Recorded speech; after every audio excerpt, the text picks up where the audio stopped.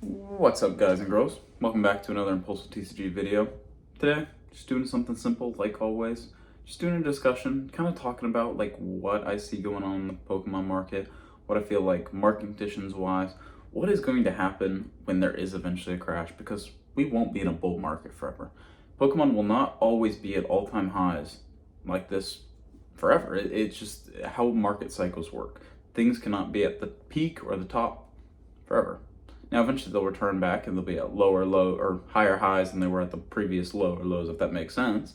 But eventually things will not drop to zero. Like it's unrealistic. There's too many people that now know about this, what products do, and things like that. I don't think things will drop back down to zero. I think we could definitely see booster boxes start getting into those lower echelons of under MSRP. But I just kind of want to talk about that today and kind of gauge where we feel things are at in the market. So the first thing we have to talk about is the difference between a crash and a correction, because these are two very different things. I honestly see Pokemon getting more of a correction than a crash. A crash is when, prices drop drastically in a very short amount of time. People are not ready for this. That's a crash. That's what happened with the stock market in 1929. The stock market crash, happened even during COVID when that took place. These things do happen, but eventually they do recover. It's more the suddenness of it. I don't think Pokemon's going to crash anytime soon. I just genuinely don't think that's going to happen. It's unlikely. A correction, however, is when prices that are way too hot and way too at all-time peaks and just keep climbing higher and higher eventually cool off. Eventually the market isn't as saturated with product that people are wanting to sell, or maybe they can't find the right buyer, so prices are going to start dropping incrementally. And I think that's where Pokemon is right now, is that I think it's going to start looking for a correction more so than it will look for a crash, because prices, people realize that a lot of these early SVR sets are going out of print. They're not going to be printed, because the cards aren't in play anymore. Pokemon has no reason to keep printing SV base or Paldea Evolved. They have no reason to, and eventually, people know that now. People know that these sets aren't going to be in print forever, and that in the next 6 to 8 months they won't be printed at all. People know this, but I think there is a correction that needs to take place, because ultimately it's too hot. Pokemon is too hot. Everyone's in it. When you start hearing dads and moms and grandmas and other people start talking about, oh, I can invest in Pokemon, or I can do this, or I can do that, that's when you know things are too hot. When you have friends and family start asking me that have no interest in Pokemon, oh, I can make money doing Pokemon, I can make scalp or I can get Pokemon products. That is when you know things are at an absolute top, because there's a curve of like early adopters. When the late people are hitting into it, like the older generations, people that start don't have any knowledge of it. Happened with Bitcoin back in 2016, and it's happened a couple different times.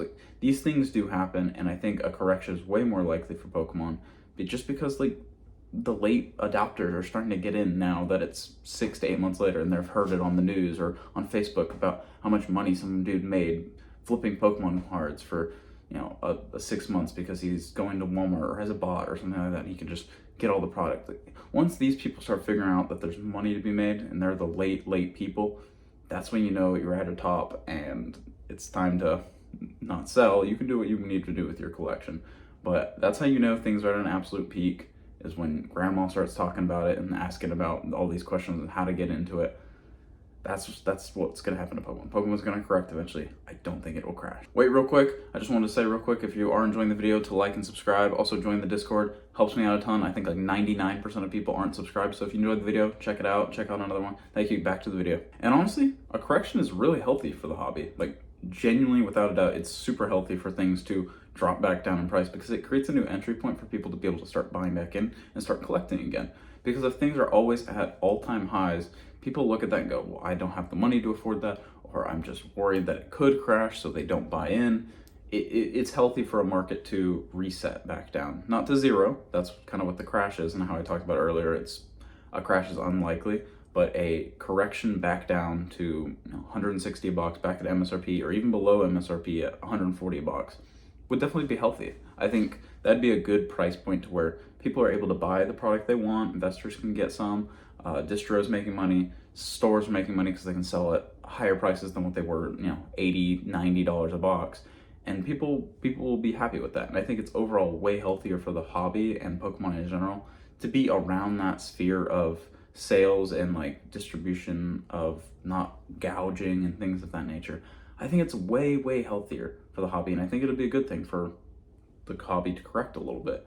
Now, I don't think we'll see $80 to $90 boxes again. I think that's just too cheap. That now a lot of people do know about investing in the hobby, that I don't think boxes that cheap would sit anymore. I could be wrong. In fact, I think Alpha Investments said that like 4 years ago when the previous all-time highs were hitting. It's like boxes will never be $80 again, and then they eventually were $80 again. So I could be wrong, but I think a good medium of like $120 to $140 a box is a good point where I think demand will meet supply and price points, and everything will be matching up. And I think that's kind of where we'll sit for like 3 or 4 years before prices start going back up again. And I did just want to mention, like, I do think there's a difference between what will correct and what won't correct.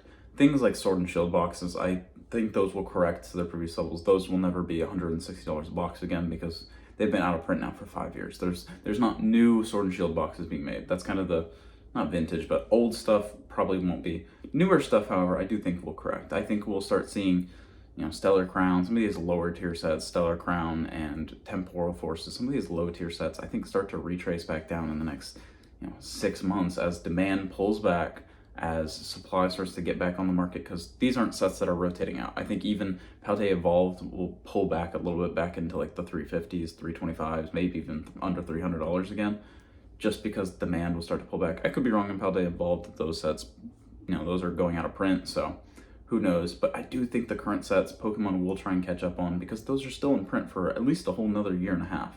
Temporal Forces, Stellar Crown, Surging Sparks, these will start pulling back under $200 or around that $200 point. I don't think they have any business being over that, because they're still very much in print. Pokemon still needs these cards in their hands, and I think they're going kind of a different approach of just getting packs out to market rather than reprinting booster boxes, which that could happen. I do think booster boxes could continue to sit pretty high, because if they don't get reprints, they don't get reprints, and then scarcity drives them up. But I definitely feel like the thing I'm talking about that is due for a correction is more the current stuff that isn't going to be rotated out, more so than the old stuff. The old stuff will continue to go up because there's no more of it. But yeah, that's pretty much what I was thinking about the differences, in case anyone was wondering. But yeah, that's kind of my thoughts on the Pokemon market currently. I don't think it's going to crash. I think anyone that says it is going to crash is, I think, fear-mongering people more so than anything. I don't think it's due for a crash. I think it is very much due for a correction. It is too hot to handle right now. It feels like everything is at all-time highs. Booster boxes keep going up. Destined Rivals released a month ago, and suddenly it's back. It's higher than what it was released.